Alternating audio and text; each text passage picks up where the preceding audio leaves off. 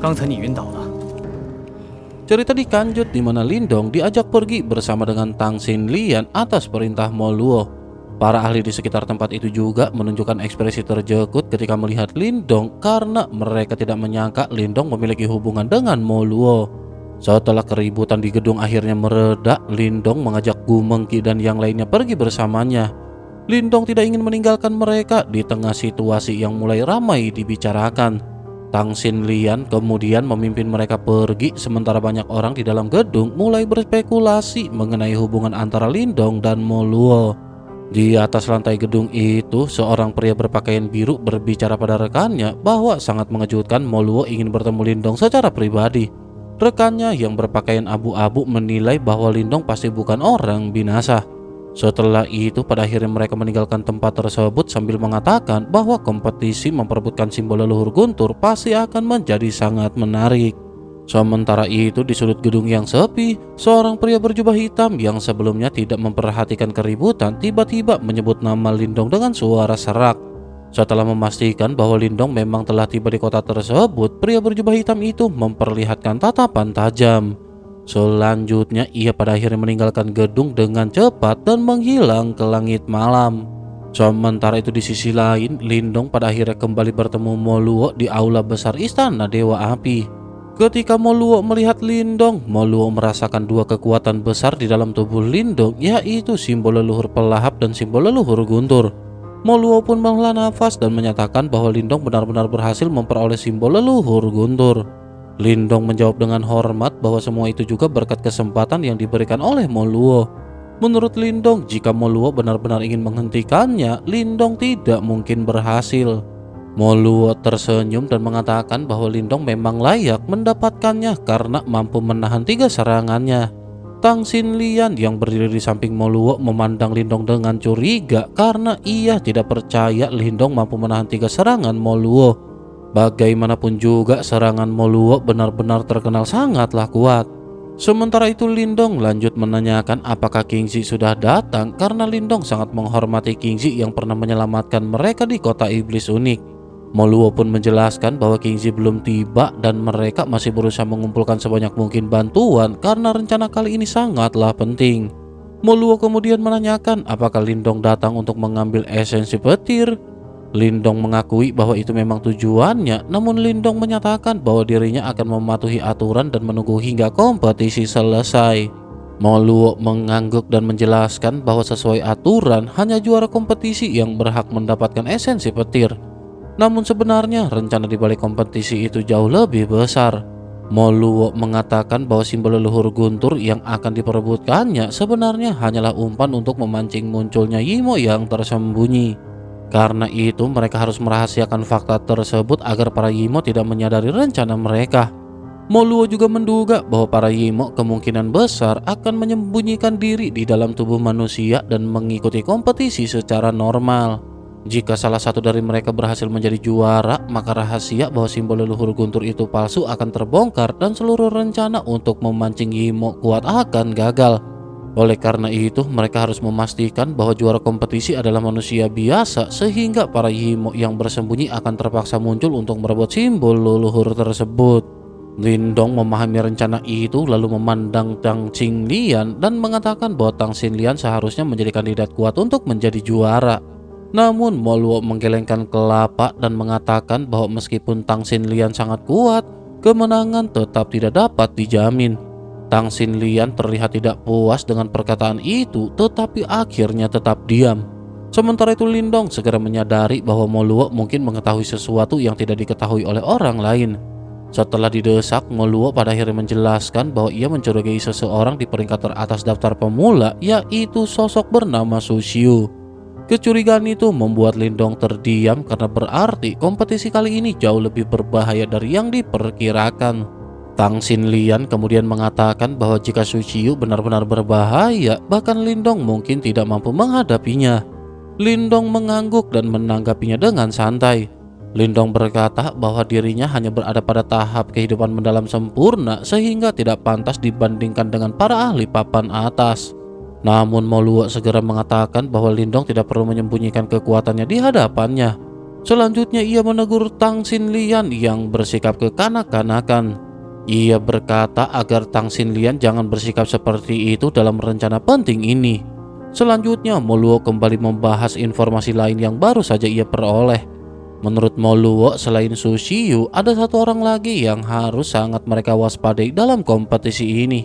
Lindong dan Tang Xinlian pada akhirnya segera menanyakan siapakah orang itu. Moluo menyebut sebuah nama dengan nada serius bahwa itu adalah Hua Chen. Ia adalah seorang ahli dari gerbang Yuan dari wilayah Suan Timur. Ekspresi Lindong perlahan menjadi suram setelah Moluo menyebut bahwa seorang dari gerbang Yuan juga datang untuk memperebutkan simbol leluhur petir. Kebencian Lindong terhadap sekte itu langsung kembali muncul karena setiap hal yang berkaitan dengan mereka selalu membangkitkan niat membunuh di dalam hati Lindong. Sedikit maklumat sebelum kita lanjut buat para tetua agung terhormat. Jika para tetua menginginkan 2 video dalam satu hari, maka sekte ini butuh peningkatan level. Proses rekam suara dan editing itu bukan jurusan instan. Itu butuh waktu, tenaga, dan ki yang terkuras setiap malam. Karena itulah Mimin berencana merekrut tetua baru untuk membantu proses kultivasi konten ini. Namun seperti biasa, dunia persilatan tidak berjalan tanpa pilsuan Yuan. Tenang, gak perlu jual harta Yuan murni warisan leluhur. Cukup goceng sebulan sudah cukup untuk menambah satu lapisan energi pada sekte ini. Semakin besar dukungan para tetua, semakin cepat sekte ini naik ke tingkat dan semakin sering konten turun tanpa jeda. Karena sejatinya channel ini bukan milik Mimin seorang. Channel ini adalah sekte kita bersama yang harus kita bangun. Kalau para tetua ingin melihat sekte ini berjaya dan upload makin brutal, maka saatnya naik tingkat menjadi anggota inti. Gas join dan mari kita kuasai benua ini bersama-sama. Moluo mengangguk dan tidak merasa terjekut melihat reaksi tersebut sebab Moluo juga mengetahui permusuhan antara Lindong dan gerbang Yuan. Sementara itu Lindong kemudian menjelaskan bahwa 3 orang dari gerbang Yuan yang pernah ditemui di wilayah Laut Petir Langit memiliki benih iblis tersembunyi di dalam tubuh mereka. Mendengar hal itu, mata Moluo sedikit menyipit dan Moluo mengatakan bahwa firasatnya saat itu memang tidak salah. Moluo mengingat bahwa ketiga orang tersebut sangat berhati-hati menyembunyikan kekuatan mereka. Namun karena perhatian Moluo saat itu tertuju pada simbol leluhur petir, Moluo pada akhirnya tidak terlalu memperdulikannya. Moluo kemudian menjelaskan bahwa gerbang Yuan memang terasa mencurigakan, namun karena sekte itu berada di wilayah Suan Timur, tangan Aula Dewa Api sulit menjangkau wilayah tersebut. Di sana juga terdapat banyak sekte besar yang tidak mudah dicampuri pihak luar.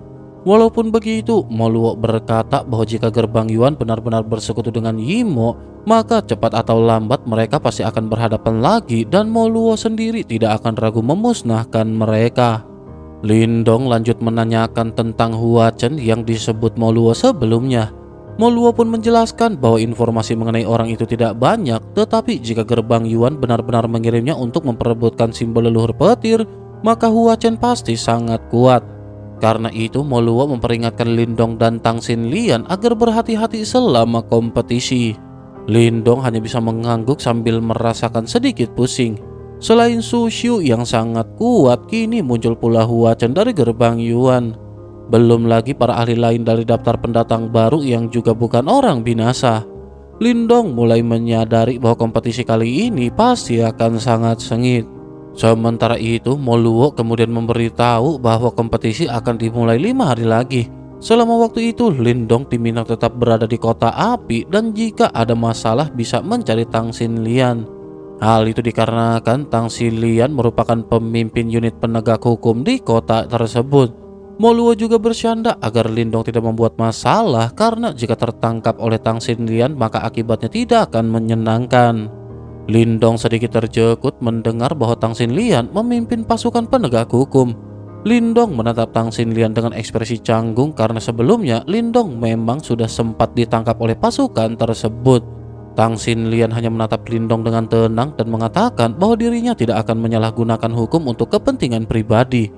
Oleh karena itu, siapapun yang berada di wilayah Aula Dewa Api harus mematuhi aturan. Lindong hanya bisa menggelengkan kelapanya dengan pasrah.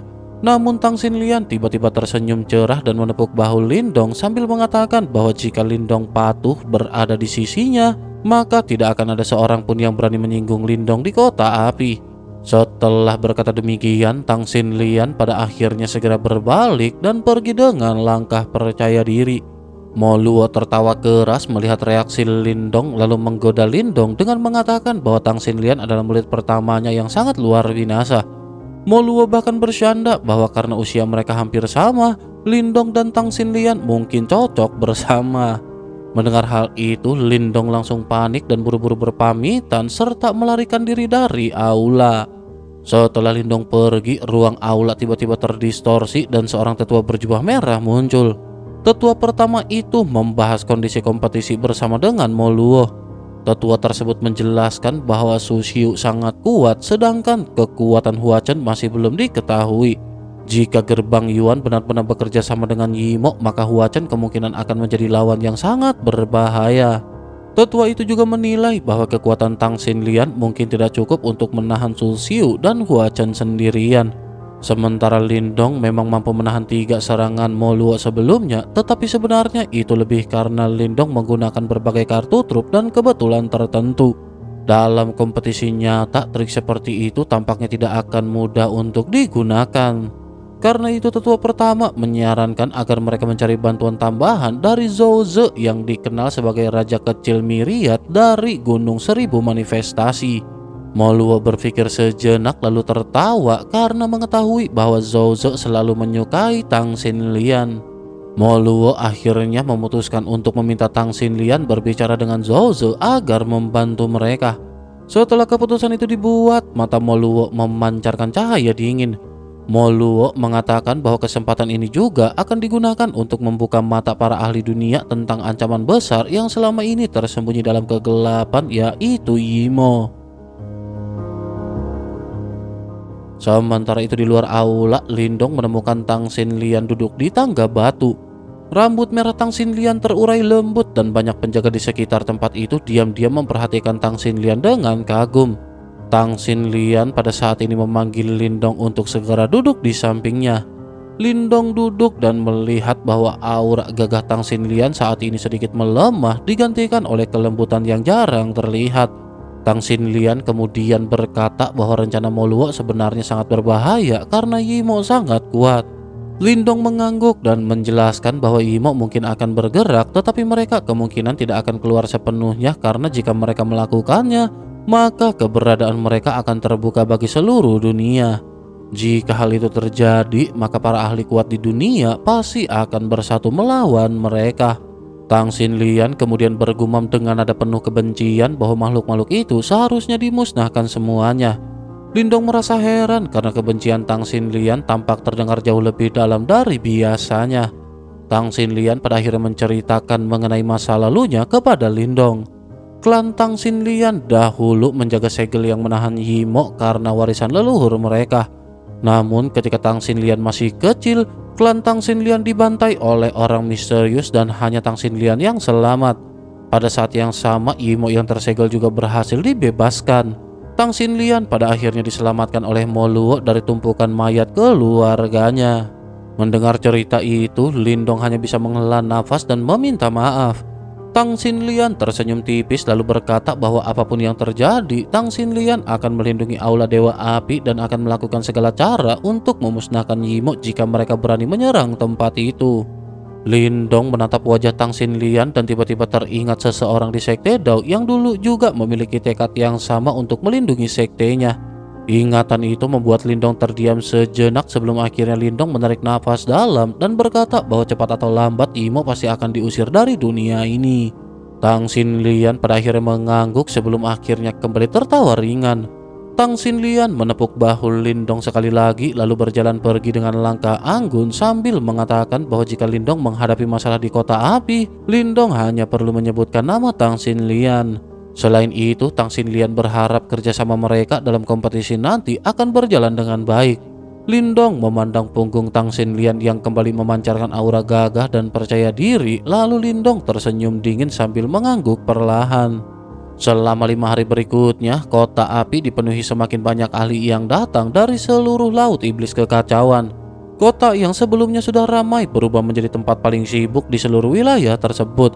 Banyak ahli yang memiliki sifat sombong dan liar sehingga berbagai perselisihan sering terjadi.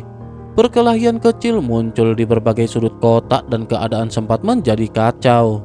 Namun keadaan itu segera berubah karena Tang Xinlian pada akhirnya mengambil tindakan tegas. Dalam beberapa hari saja Tang Xinlian berhasil menekan kekacauan di kota api. Reputasi Tang Xinlian kembali meningkat dan menjadi bahan pembicaraan di seluruh kota. Banyak orang bahkan mengikuti Tang Xinlian ketika Tang Xinlian memimpin pasukan penegak hukum berpatroli.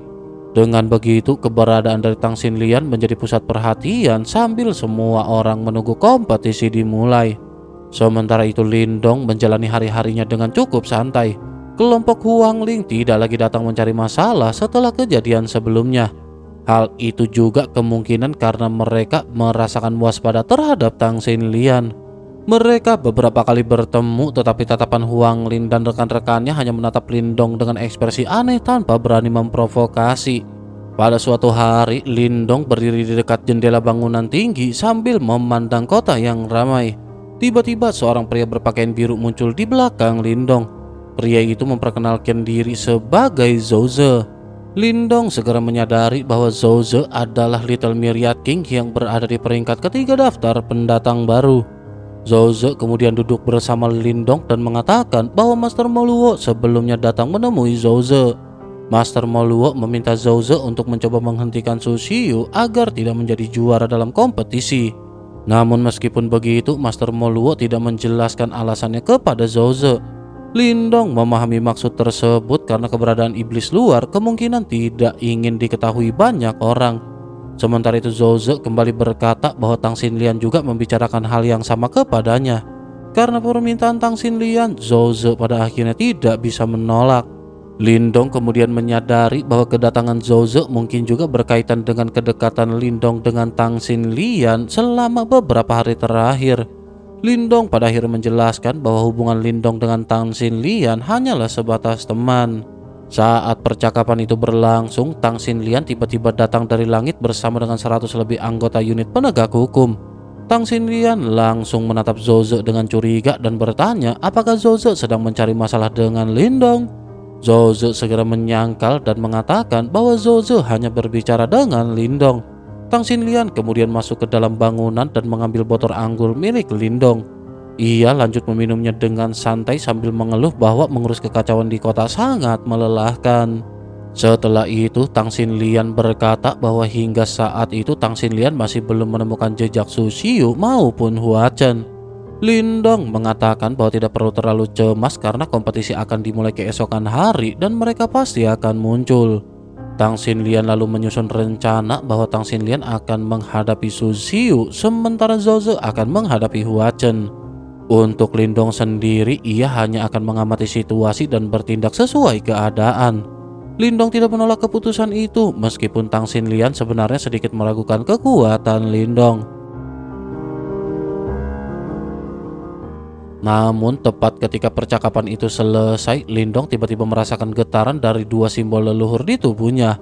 Lindong langsung menoleh ke arah barat laut dan bergerak cepat menuju sebuah gunung sunyi di luar kota. Tang Xinlian dan Zhou Ze segera mengikuti di belakang Lindong bersama dengan unit penegakan hukum. Setibanya di gunung tersebut, Lindong mengatakan bahwa Su Xiu dan Hua Chen baru saja muncul di tempat itu dan bahkan berada bersamaan. Tang Xinlian segera memerintahkan pasukannya untuk menggeledah seluruh gunung.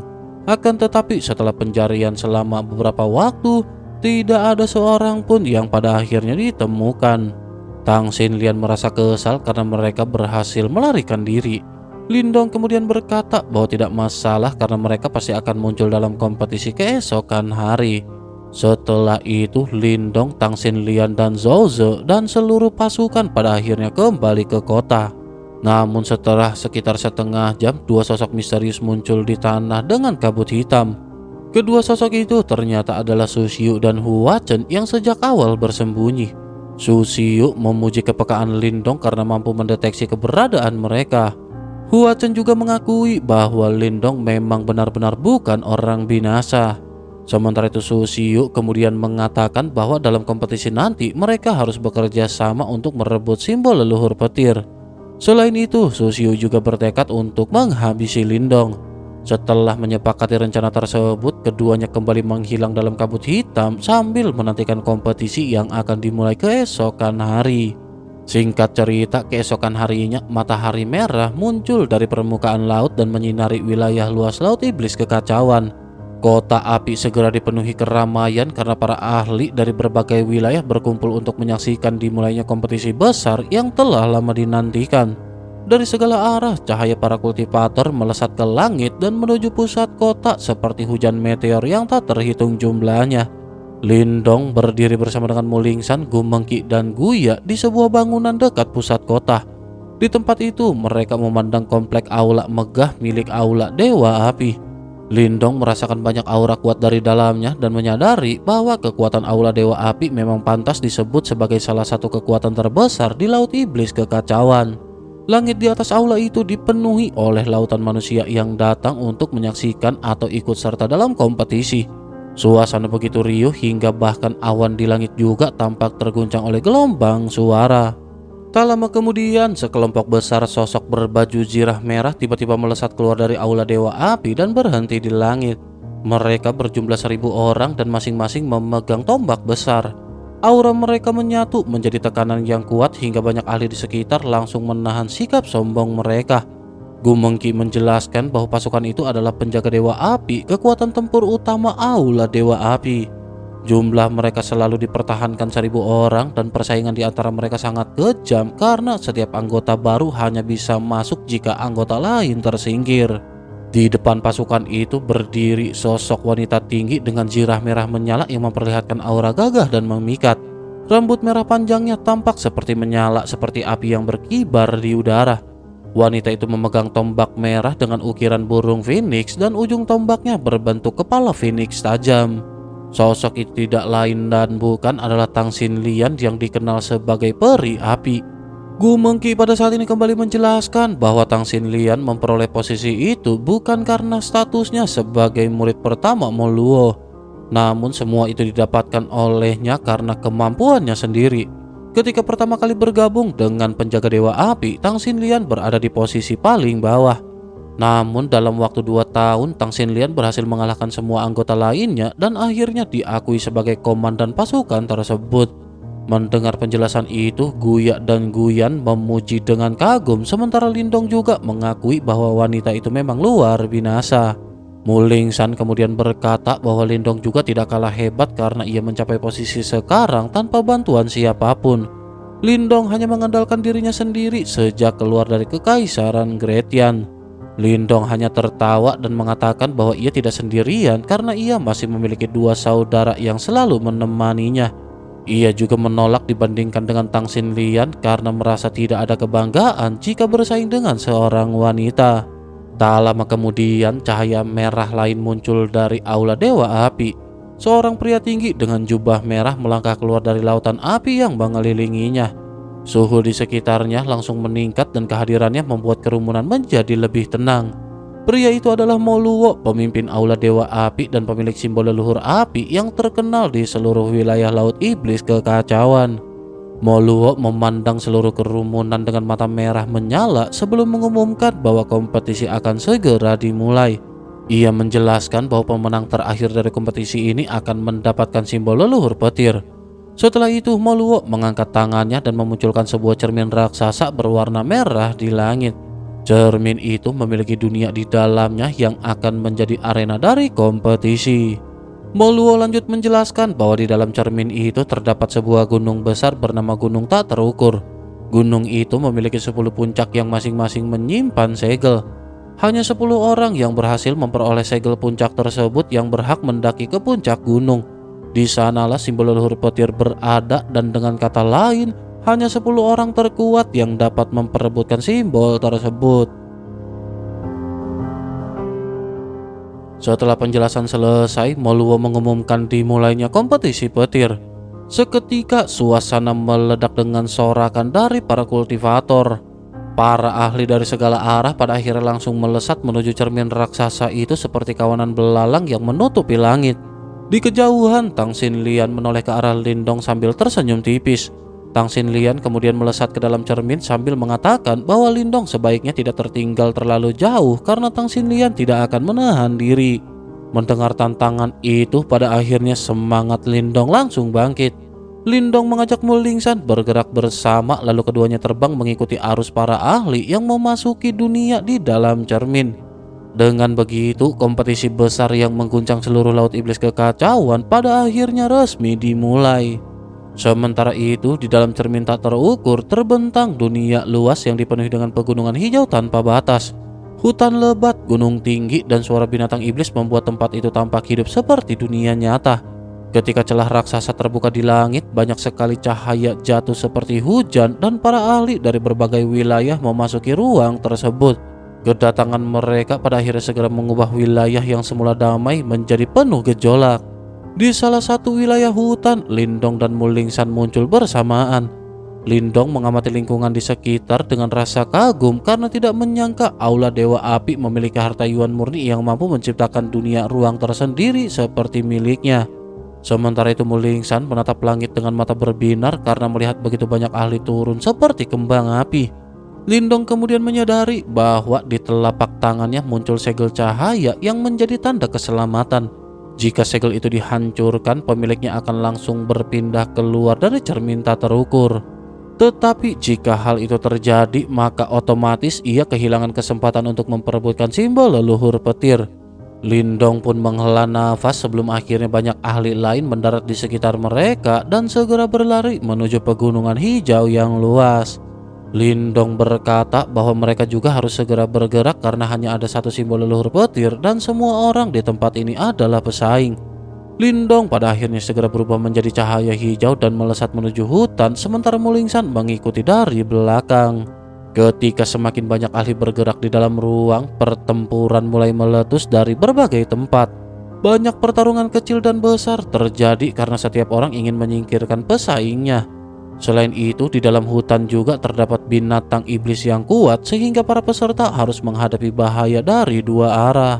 Lindong dan Mu Lingsan terus melaju cepat melalui hutan tanpa berhenti meskipun mereka melewati puluhan pertempuran. Kadang ada beberapa orang yang mencoba menghalangi mereka, tetapi kebanyakan langsung dipukul keluar dari ruang cermin oleh Mu Lingsan.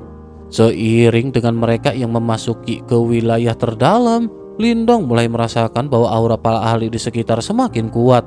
Hal ini membuat Lindong sadar bahwa orang yang mampu mencapai daerah ini mungkin bukanlah individu binasa. Ketika Lindong sedang melompat di antara pepohonan sambil memikirkan kemungkinan Tang Xinlian dan yang lainnya juga menuju gunung tak terukur, tiba-tiba Mu Lingsan memperingatkan bahaya. Mu Lingsan segera melompat ke depan dan mengayunkan penutup peti mati hingga gelombang cahaya hitam menyapu hutan. Serangan itu seketika bertabrakan dengan puluhan angin tajam yang muncul dari dalam pepohonan.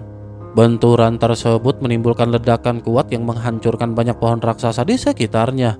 Setelah pepohonan roboh, 6 sosok muncul seperti bayangan dan menatap ke arah Lindong serta Mu Lingsan dengan niat jahat. Lindong berdiri di atas pohon dan memperhatikan ke-6 orang itu. Mereka mengenakan jubah merah darah dan memegang parang besar bergerigi sepanjang 3 meter. Yang membuat Lindong waspada adalah aura mereka semua telah mencapai ambang tingkat kematian mendalam. Bahkan mereka memiliki sedikit energi kematian di tubuh masing-masing. Salah satu pria kurus tertawa sinis lalu mengatakan bahwa mereka tidak menyangka akan menemukan mangsa besar seperti Lindong yang baru saja masuk dalam daftar pendatang baru. Lindong sedikit terdiam sebelum akhirnya berkata, bukankah ini adalah kelompok pengawal pemenggalan darah? Kelompok tersebut memang terkenal di Laut Iblis Kekacauan sebagai tim 6 orang yang selalu bertarung bersama-sama. Meskipun kekuatan individu mereka tidak terlalu menonjol, kerjasama mereka sangatlah menakutkan. Bahkan setengah tahun sebelumnya, mereka pernah membunuh ahli peringkat ke-8 dalam daftar pendatang baru sehingga reputasi mereka menyebar luas. Sementara itu, si pria kurus langsung mengangkat parang besarnya dan bertanya apakah Lindong dan Mu Lingsan akan menghancurkan segel mereka sendiri atau meninggalkan kelapa mereka di tempat itu. Kebiasaan kelompok pengawal pemenggalan darah memang memenggal kelapa setiap lawan yang mereka kalahkan. Sementara itu Lindong menanggapi dengan senyum tipis, tetapi niat membunuh perlahan muncul di mata Lindong. Tongkat Kaisar Petir segera muncul di tangannya dan kilatan petir mulai berderak di sekeliling Lindong. Lindong kemudian berkata kepada Mulingsan bahwa mereka harus menyelesaikan pertarungan ini dengan cepat. Sementara itu di sisi lain, di kota api, orang-orang yang menyaksikan melalui cermin-cermin cahaya melihat pertempuran antara Lindong dan pengawal pemenggalan darah. Banyak orang terjekut karena dua belah pihak yang terkenal ganas itu bertemu begitu cepat. Sebagian penonton merasa pertarungan tersebut akan menjadi tontonan menarik. Sementara itu Gumengki dan dua lainnya pada saat ini justru merasa khawatir. Mereka mengetahui reputasi kejam dari pengawal pemenggal darah sehingga mereka takut Lindong dan Mulingsan telah bertemu lawan yang sangat berbahaya sejak awal memasuki cermin tak terukur.